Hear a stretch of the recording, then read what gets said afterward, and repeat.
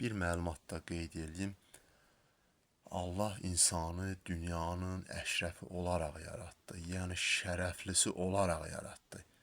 Canlılar aləmindən şərəfli olmaq yalnız və yalnız insana məxsusdur. Amma müəyyən əşrəfini, şərəfini itirmiş insanlar var ki, bir də görürsən ki, bax bu 3.20 ötmək qadağandır nişanının təsir zonasında 1.1 bütöv xəttinin təsir zonasında səndən qarşıda 30 sürətlə traktor gedir və digər ağır tonajlı nəqliyyat vasitəsi gedir və arxada gələnlər durmadan sənə siqnal verirlər ki, vəziyyət yaradırlar ki, sən bu qarşındakı nəqliyyat vasitəsinin bu nişanın təsir zonasında ötüb keçməlisən.